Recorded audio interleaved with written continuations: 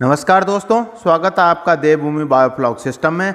आज हम बात करेंगे मछली की बीमारियों की पहचान, रोकथाम एवं ट्रीटमेंट के बारे में कि कैसे हम पहचानें कि हमारे टैंक में फिश बीमार तो नहीं हो रही है और कैसे उन्हें हम बीमार होने से बचाएं। यदि बीमार हो भी जाए तो कैसे उनका ट्रीटमेंट करें। तो आइए जानते हैं हम फिश डिजीज़ के बारे में। तो फिश डिजीज़ का अगर हम क्लासिफिकेशन करें इनको, तो हम इनको अलग अलग भागों में बांट सकते हैं, जैसे कि bacterial, parasitic, protozoan, fungal, viral. ये जितनी भी डिजीज़ हैं ये इन्फेक्शन के कारण से होता है, यानी कि bacterial infection, parasitic infection, protozoa का इन्फेक्शन, फंगल इन्फेक्शन और वायरल इन्फेक्शन। बाकी कुछ डिजीज़ होती हैं कि जो नॉन इन्फेक्शियस होती हैं, जो कि इन्फेक्शन के कारण से नहीं होती हैं। एक उनमें करते हैं, कुछ को हमने मिसलेनियस में रखा है कि जिनका एग्जैक्ट कोई कॉज नहीं मिल पाता है। कई बार होता है कि फिश बीमार होती है, मोर्टेलिटी हो जाती है, पूरा चेकअप करने के बाद भी पता नहीं चल पाता है कि क्या कारण था उसका, तो कुछ रहस्य ऐसे भी रह जाते हैं, तो वो मिसलेनियस में। इस तरह से हमने इनको अलग अलग भागों में कैटेगराइज किया है कि इतने टाइप की डिजीज़ हो सकती हैं। अब आती है बात कि इन डिजीज़ को हम कैसे पहचानें कि कौन सा इन्फेक्शन है और फिर उसको उस इन्फेक्शन होने से हम कैसे उन्हें रोकें। बात करते हैं हम बैक्टीरियल इन्फेक्शन की। तो बैक्टीरियल इन्फेक्शन को भी अलग अलग डिजीज़, कौन कौन सी डिजीज़ हैं जो कि बैक्टीरियल इन्फेक्शन के अलग अलग बैक्टीरिया के कारण होती हैं, उन बैक्टीरिया के इन्फेक्शन के कारण होती हैं। तो इसमें है रेड पेस्ट पहले नंबर पे, दूसरा माउथ फंगस। नाम इसमें फंगस भले ही जुड़ा हुआ है, लेकिन ये बैक्टीरियल इन्फेक्शन होता है, ये फंगस के कारण नहीं, बैक्टीरिया के कारण होता है। तीसरा नंबर है ट्यूबरकुलोसिस, जिसको आप टीबी के नाम से भी जानते हैं। चौथा होता है ड्रॉप्सी, ये किडनी में इन्फेक्शन के कारण मेनली ये डिजीज़ होती है। पांचवा है स्केल प्रोट्रूशन, जिसमें स्केल झड़ने लग जाते हैं। छठा है tail rot and fin rot, fins और टेल्स जो होती हैं इसमें गलने लग जाती हैं, धीरे धीरे गलते हुए ये टूट के फिन्स और टेल दोनों ही ख़त्म हो जाती हैं, जिससे कि फिश तैर नहीं पाती है पानी में और उसकी डेथ हो जाती है। सातवें नंबर पे है फिश विब्रियोसिस। ये कॉमनली 7 टाइप की जो ये बैक्टीरियल इन्फेक्शन है, ज़्यादातर ये देखने को मिलती हैं। और इन्फेक्शन भी होते हैं, लेकिन ये कॉमन है जो कि आपको बहुत ही ज़्यादा देखने को मिलते हैं। थोड़ा भी आपके पानी में इन्फेक्शन होता है तो ये डिजीज़ होने के चांसेस बहुत ज़्यादा होते हैं। अब हम बात करते हैं कॉमन सिम्टम की, यानी कि हम पहचानेंगे कैसे कि हमारी फिश बीमार है या बीमार होने जा रही है। जनरली क्या होता है कि जब मोर्टेलिटी स्टार्ट हो जाती है, जब हमारे टैंक में मछलियाँ मरने लग जाती है, तब हम ध्यान देते हैं, तब हमें पता चलता है कि हमारी फिश बीमार है। लेकिन तब तक बहुत देर हो चुकी होती है और पूरे टैंक में बीमारी फैल जाती है। तो मछलियां जैसे ही बीमार होने लगे, शुरू में ही हमें पता चल जाए तो इजीली उनका ट्रीटमेंट हो जाता है, नुकसान होने की संभावनाएं कम रहती हैं। तो कुछ लक्षण हैं जो जिससे हमें पता चलता है, कुछ ऐसे सिम्टम्स हैं जो फिश में आता है तो हमें पता चलता है कि हमारी फिश बीमार हो रही है। तो उसमें मेन लक्षण क्या है? मछलियों में बीमारियों के लक्षण भिन्न भिन्न होते हैं। स्वस्थ मछली जो एकदम स्वस्थ होगी, जो बीमार नहीं होगी, वो चमकीली और साफ रंग की होती है, यानी कि उनका कलर अगर आपका डल हो रहा है तो इसका मतलब मछली में कुछ बीमारी आ रही है। घाव रहित होता है, शरीर पे कोई स्पॉट, कोई घाव, कोई अल्सर नहीं होगा स्वस्थ मछली में। बीमार मछलियों में अनेक प्रकार के परिवर्तन देखे जा सकते हैं, जिनको निम्न श्रेणियों में बांटा जा सकता है। वो क्या क्या परिवर्तन होंगे मछलियों में? इसमें कुछ है व्यवहारिक लक्षण, यानी कि जो उनका व्यवहार है उसमें कुछ बदलाव आएगा। जो एक स्वस्थ मछली जैसा व्यवहार करती है उसमें कुछ बदलाव आएगा, जिससे हमें लगेगा कि ये बीमार हो रही हैं। तो नंबर 1 पे है मछलियों द्वारा दिए गए खाद्य पदार्थ को ग्रहण न करना, यानी कि फीडिंग कम कर देती हैं। अगर जितना फीड वो प्रॉपर डेली लेती है उससे कम फीड लेना या फीड कम कर दिया मछलियों ने, तो आप समझ जाइए कि आपकी मछलियों में कोई ना कोई बीमारी आ रही है, या वो किसी स्ट्रेस में है या बीमार होने की तैयारी हो रही है। दूसरे नंबर पे मछलियों को तालाब के किनारों एवं सतह पर आना। आपके टैंक में, पॉन्ड में, जहाँ भी हैं, अगर आपको मछलियाँ किनारे पे या ऊपर सरफेस पे दिखाई देती हैं तो इसका मतलब वो बीमार हैं या बीमार होना शुरू हो रहा है। पानी जहाँ से आप डाल रहे हैं टैंक में, यानी कि इनलेट आपका जो है, वहाँ पे जो उनकी एंट्री है, वहाँ पे अगर मछलियाँ इकट्ठी हो रही हैं इनलेट के पास, तो ये भी बीमारी के सिम्टम्स हैं कि वो बीमार हो रही हैं। तीसरे नंबर पे है उल्टा सीधा चलना एवं सुस्त होकर धीरे धीरे पानी में तैरना। अगर स्लो हो गई है आपकी फिश, आप कुछ आवाज़ कर रहे हैं, उनके पास जा रहे हैं, लेकिन वो फिर भी एकदम तेज़ी से नहीं भाग रही हैं या वहाँ पे आराम से तैर रही हैं, तो ये भी बीमार होने के लक्षण हैं। मछलियों का एक साथ एकत्र होना, अगर वो झुंड बना के एक जगह पे इकट्ठी हो रही हैं, ये भी बीमार होने का लक्षण है। कुछ आवाज़ करने पर भी मछलियों का सतह पर आते रहना, यानी कि ऊपर सरफेस पे आपकी फिश आ रही हैं, आप कोई भी आवाज़ कर रहे हैं, उनके पास जा रहे हैं, फिर भी वो भाग नहीं रही हैं, सरफेस पे ही रह रही हैं, तो ये भी एक कॉमन सिम्टम है उसके बीमारियों के, ये भी एक लक्षण है। अब बात करते हैं हम उनके शारीरिक लक्षण, यानी कि उनके फिश को आप निकाल के उसको आप देखेंगे तो उस पर आपको क्या क्या ऐसे लक्षण दिखाई देंगे जिससे कि आपको लगेगा कि आपकी फिश बीमार है। इस तरह के लक्षणों की जांच रोगग्रस्त मछलियों के परीक्षण से प्राप्त होती है, यानी कि उनको देखने के बाद, एग्जामिन करने के बाद आपको उनको पता चलता है कि उनमें क्या क्या बीमारी हैं। मछलियों के शरीर पर अत्यधिक म्यूकस, लसलसा द्रव क्या निकलना, एकदम जेली टाइप का या म्यूकस टाइप का उनकी बॉडी से निकल रहा हो, ये भी लक्षण है उनके बीमार होने का। दूसरा लक्षण है शरीर के रंग का पीला पड़ जाना या बदरंग होना, अब उनकी चमक नहीं रहती है, या तो कलर फेड होने लगता है, कलर जो नेचुरल कलर है वो नहीं रह पाता है, या पीलापन कलर में आ रहा हो, तो ये भी बीमार होने का लक्षण है। तीसरा है शरीर के ऊपर छोटे छोटे घाव या पंखों के नीचे हल्के हल्के लाल लाल घाव दिखाई देना, कोई अल्सर या रेड स्पॉट, लाल लाल रंग के धब्बे पंखों के नीचे या छोटे छोटे उनके शरीर पे दिखाई दे, ये भी एक बीमार होने का लक्षण है। शरीर के ऊपर सफ़ेद या काले रंग के दाग या चकत्ते दिखाई देना, ब्लैक या वाइट स्पॉट, धब्बे धब्बे उनके बॉडी पे अगर आपको दिखते हैं तो ये भी बीमारी के लक्षण है।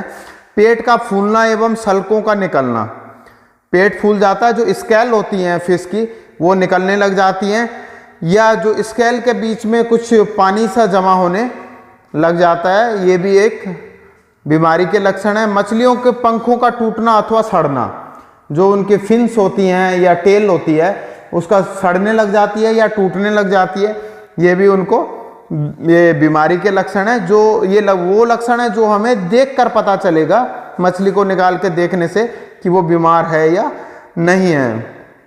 मछलियों की आंखों में सूजन आ जाना, आइज हैं जो वो स्वेलिंग आ जाती है, फूल के बड़ी बाहर की ओर निकल जाती है, वो भी एक बीमार होने के लक्षण है। मछलियों का शरीर अत्यधिक पतला तथा सिर बड़ा दिखाई देना, सिर बड़ा हो जाता है और बाकी पीछे से मछली पतली हो जाती है, ये भी बीमार होने का लक्षण है।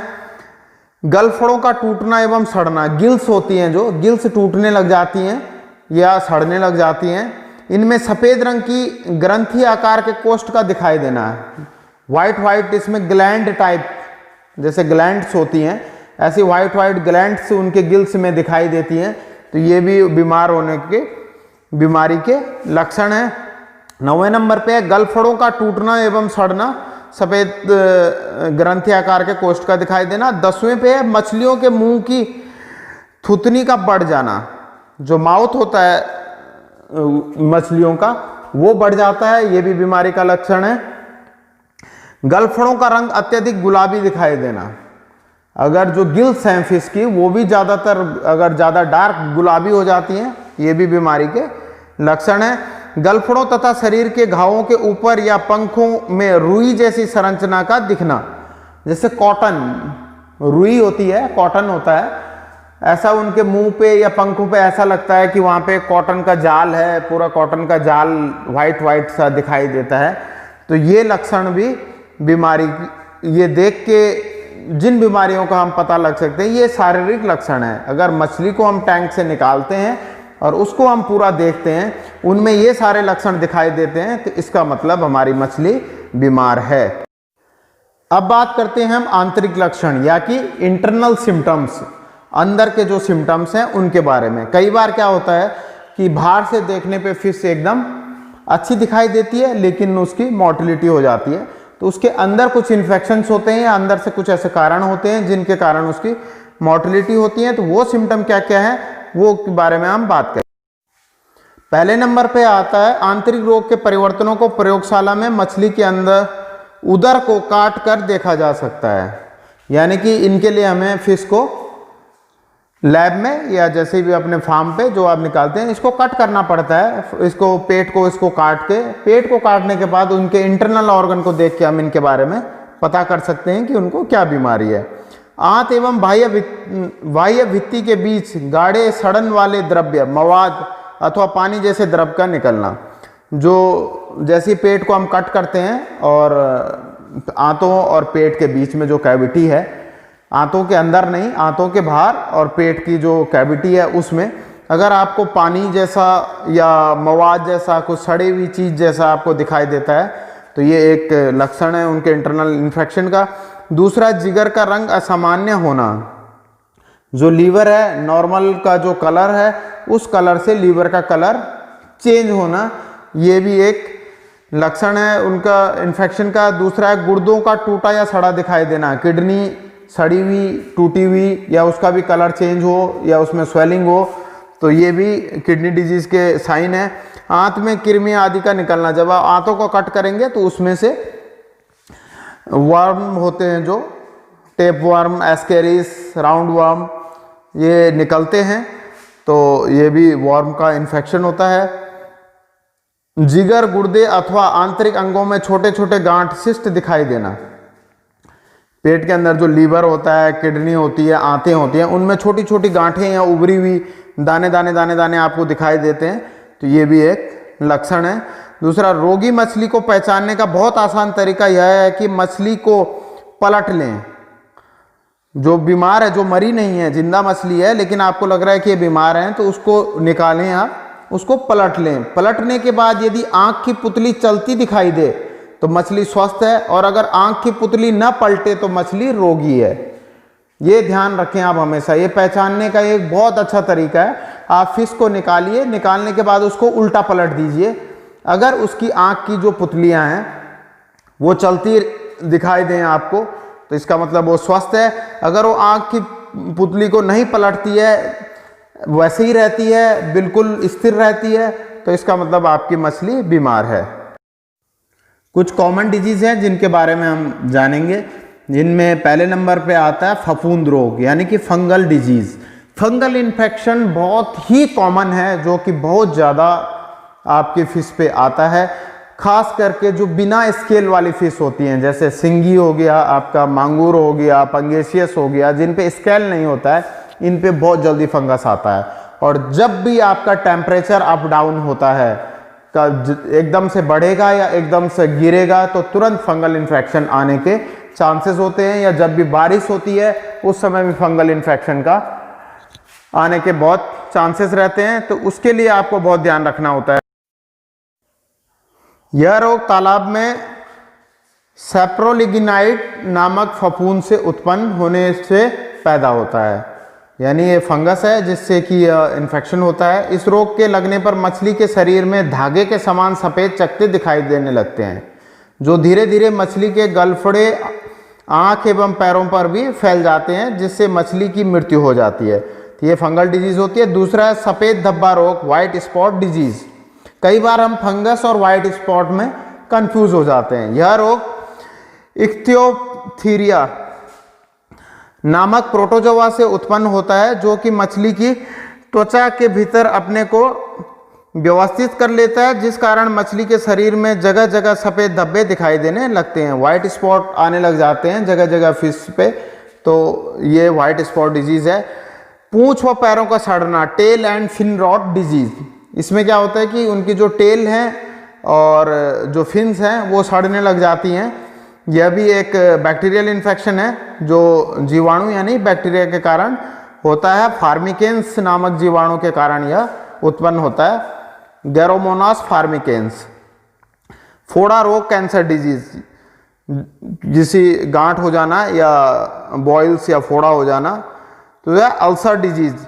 यह रोग एफेनोमाइसिस इन्वेडेंस नामक फफूंद से होता है। जो अल्सर होता है ये भी एक फफूंद यानी कि फंगस के कारण ही होता है। इसके लगने से मछली के शरीर पर जगह जगह घाव बन जाते हैं। शुरू में यह किसी एक स्थान पे होता है, फिर धीरे धीरे संक्रमण के रूप में शरीर के अंदर तक फैलकर अल्सर का रूप धारण कर लेता है, जिससे मछली मरना शुरू हो जाती है। यह एक बहुत ही खतरनाक बीमारी है। ऐसे रोकी तालाब में पानी का यदि किसी अन्य तालाब के संपर्क हो जाता है तो यह तालाब भी रोगग्रस्त हो जाता है। यानी कि एक टैंक में अगर आपकी ये बीमारी है तो उस पानी को आपको दूसरे टैंक में नहीं डालना है या नहीं टच करना है। तो ये इन्फेक्शियस है, तो ये दूसरे में भी आपको ये फैल सकता है और उसमें भी आपको ये अल्सर डिजीज आ सकती है। तो इस बात का आप जरूर ध्यान रखें। अब हम बात करते हैं कि मछलियों को बीमार होने से उनकी रोकथाम हम कैसे करें कि हमारी मछलियां बीमार ना हो। तो उसके लिए हमें क्या करना होता है कि अपना जो टैंक का पानी है उसके पैरामीटर्स हमारे फ्लैक्चुएट नहीं होने चाहिए, घटने बढ़ने नहीं चाहिए। दूसरा कि जो पैरामीटर वो सही रहने चाहिए। तो क्या क्या पैरामीटर है? पहले नंबर पे तापमान यानी कि टेम्परेचर 22 से 30 डिग्री सेंटीग्रेड के बीच में रहता है। लेकिन इसमें ये ध्यान रखें कि भले ही 22 से 32 है, लेकिन एक दिन में ये टेम्परेचर पूरा वेरिएशन नहीं करना चाहिए। यानी कि 22 से एकदम 30 पहुंच गया या 30 से 22 पहुंच गया तब भी प्रॉब्लम होगी। भले ही वो नॉर्मल रेंज में है, लेकिन अगर फ्लैक्चुएट हो रहा है, अप डाउन हो रहा है, तो फिर प्रॉब्लम होगी। यानी कि 20 का 20 ही रहेगा तो कोई प्रॉब्लम नहीं होगा, 22 का 30 रहेगा प्रॉब्लम नहीं होगा, 25 ही रहेगा तब भी प्रॉब्लम नहीं होगा। लेकिन 22 से 30 और 30 से 22 वो अप डाउन होता रहेगा तो प्रॉब्लम आएंगी। इस बात का ध्यान रखना कि कोई भी पैरामीटर वो फ्लैक्चुएट नहीं होना चाहिए। दूसरा है पीएच, ये भी इंपॉर्टेंट फैक्टर है। 6.5 to 8.5 यानी कि 6.5 पे भी आपकी मछली स्वस्थ रहेगी और 8.5 पे भी स्वस्थ रहेगी। लेकिन यहाँ पे भी वही कंडीशन है, अगर एक ही दिन में ये पीएच 6.5 से 8.5 जा रही है या 8.5 से 6.5 आ रही है, यानी कि बोलने का मतलब ये है कि भले ही हम तो नॉर्मल देख रहे हैं कि 6.5 और 8.5 के बीच में, लेकिन अगर ये फ्लैक्चुएट करता रहेगा तो भी प्रॉब्लम होगी। इसके बीच में एक ही उस पर रहनी चाहिए, यानी कि 7 है तो वो 7.5 इसी के बीच में रहे। ऐसा नहीं कि सुबह 7 थी और शाम को वो 8 हो गई, 8.5 हो गई या 6.5 हो गई, तो उसमें भी आपको प्रॉब्लम आएगी। तीसरा है टीएसएस, टोटल सस्पेंडेबल सॉलिड्स। ये टीडीएस नहीं है, इस बात पे कंफ्यूज ना हो। टीडीएस होता है टोटल डिसॉल्व सॉलिड, ये टीएसएस है टोटल सस्पेंडेबल सॉलिड, यानी कि जो चीज़ पानी में घुलती नहीं है, यानी कि आप उसे घोलते हैं तो थोड़ी देर बाद वो नीचे जम जाती है। ये भी आपका 50 mg पर लीटर से कम रहना चाहिए। अगर इससे ज़्यादा ये होता है तो गिल्स में प्रॉब्लम होती है फिश की। फिर है मलिनता यानी कि टर्बिडिटी। टर्बिडिटी भी आपकी 10 से 50 सेंटीमीटर्स तक होनी चाहिए, यानी कि पानी आपका साफ रहना चाहिए, उसमें ज़्यादा गंदगी नहीं होनी चाहिए। घुलित ऑक्सीजन, डिजॉल्व ऑक्सीजन, ये 2.5 से 7.5 mg पर लीटर होनी चाहिए आपकी जो डिजॉल्व ऑक्सीजन है वो। अगर डिजॉल्व ऑक्सीजन की कमी होती है तो भी आपकी फिश स्ट्रेस में आएगी और उनमें डिजीज आएंगे। कुल क्षारीयता यानी कि एल्कलिनिटी, ये 15 से 25.7 mg पर लीटर होनी चाहिए। कुल अमोनिया नाइट्रोजन 0.7 to 1 mg पर लीटर तक, यानी कि 10 टोटल अमोनिया नाइट्रोजन 10 जिसको आप बोलते हैं वो ये रहना चाहिए। लवणता यानी कि सैलिनिटी, सैलिनिटी आपकी 2 ppt। जो ये आप नमक मिलाते हैं इसका ये ध्यान रखेंगे 2 ppt तक आपको सैलिनिटी रखनी है। नमक इसीलिए मिलाया जाता है, बहुत सारे लोग टीडीएस और नमक करते रहते हैं। ये नमक जो मिलाया जाता है वो सैलिनिटी के लिए मिलाया जाता है। तो आपको नमक मिलाने से ये ध्यान रखना है कि आपकी सैलिनिटी 2 ppt से ज़्यादा ना जाए। कुछ फिश होती हैं जो विदाउट स्केल वाली होती हैं, वो ज़्यादा सैलिनिटी बियर कर लेती हैं, लेकिन उसमें थोड़ा आपका FCR बढ़ जाता है, इसलिए सैलिनिटी मेंटेन रखना जरूरी है। 2 ppt तक आप रख सकते हैं। कुल कठोरता यानी हार्डनेस पानी की वो 15.5 से 30.5 mg पर लीटर होता है। क्लोराइड 550 mg पर लीटर तक आपको रखना है। ये सारी टेस्ट किट आती हैं, इन टेस्ट किट से आप इनको चेक कर सकते हैं और ये पैरामीटर आपको सही रखने हैं और कांस्टेंट रखने हैं। ऐसे नहीं कि ये फ्लक्चुएट नहीं रखने हैं, फ्लक्चुएट नहीं होना चाहिए। रोज रोज अगर ये चेंज होते रहेंगे जब आप वाटर ड्रेन करेंगे, नया वाटर भर देंगे, ऐसा करेंगे, तो इस चीज का ध्यान रखना है कि पैरामीटर फ्लक्चुएट होंगे तो आपकी फिश में डिजीज आएगी। एक तो सबसे बड़ा जो कारण होता है डिजीज का यही होता है। अगर ये पैरामीटर आपके सही रहेंगे तो आपके टैंक में डिजीज बहुत कम आएगी। बीमारियों से बचने का दूसरा तरीका है चूना, यानी कैल्शियम कार्बोनेट जो आप मिलाते हैं, ये भी बहुत ज़रूरी है। क्या क्या करता है ये चूना बीमारियों से बचाने में, वो हम ये देखें। जैसे मत्स्य पालन में चूना बहुत ही उपयोगी होता है, जिसके कारण चूने का प्रयोग सदैव करने से तालाब रोग मुक्त होता है। चूना क्या क्या आपके पॉन्ड में या आपके टैंक में क्या क्या काम करता है? पीएच को नियंत्रित करता है, जो आपकी पीएच है उसको नियंत्रित करके रखता है, एल्कलिनिटी को मेंटेन रखता है, गंदगी को साफ करता है। चूना गंदगी को भी साफ करता है, ऑक्सीजन की मात्रा बढ़ाता है, डिजोल्व ऑक्सीजन आपके टैंक में बढ़ाता है चूना। अम्लीय क्षारीय माध्यम को नियंत्रित करता है, यानी कि आपका जो एल्कलिनिटी है और एसिडिटी है उस दोनों को वो मेंटेन रखता है। तालाब में उत्पन्न होने वाले जीवाणु, फफूंद, बैक्टीरिया को मारता है, तो उससे भी जो इन्फेक्शियस डिजीज हैं उनसे भी चूना बचाता है। तालाब में आकस्मिक बदलाव या रोगों के लक्षण दिखाई देने पर किसी जानकार मत्स्य वैज्ञानिक को बुलाकर उसकी सलाह लेना, तुरंत उपचार करना चाहिए। चूने के साथ साथ नमक यानी कि साल्ट भी बीमारियों से बचाने के लिए यह बहुत ही इंपॉर्टेंट कंपाउंड है हमारा बायोफ्लॉक में या टैंक में या पॉन्ड में। साल्ट क्या करता है कि जब आपकी एक सैनिटाइजर का काम भी करता है। जो पैरासाइटिक डिजीज होती है, ज़्यादातर जितनी भी पैरासाइटिक डिजीज होती हैं, फंगस है, बैक्टीरियाज हैं, उनको बॉडी पे चिपकने नहीं देता है। जैसे ही आप कोई चीज़ साफ करने के लिए आप बोलते हैं कि पानी में नमक मिला के आप उसको वॉश कीजिए, जैसे कोरोना के उसमें देख रहे होंगे आप ऐड की पानी में आप नमक मिला के उससे साफ कीजिए, या सैनिटाइज करते हैं हम जब स्टार्ट में फिश को हम टैंक में डालते हैं, ट्रांसफ़र करते हैं, तो उस समय भी नमक के पानी में हम उस फिश को सैनिटाइज करके और तब हम डालते हैं। तो ये यही कारण है कि उनकी बॉडी से वो बैक्टीरिया, फंगस, पैरासाइट्स को साल्ट अलग निकाल देता है, उन पे चिपकने नहीं देता है। लेकिन इस बात का ध्यान रखें साल्ट मिलाने में कि आपकी सैलिनिटी ज़्यादा ना बढ़ जाए। अगर आपने इतना साल्ट मिला दिया कि सैलिनिटी आपकी बहुत ज़्यादा बढ़ गई है तो आपकी फिश स्ट्रेस में आ सकती है और उसकी डेथ भी हो सकती है। तो इस वीडियो में आज हमने देखा कि कैसे हम बीमारी को, लक्षणों को पहचानें फिश की और कैसे उन बीमार होने से उनकी रोकथाम करें।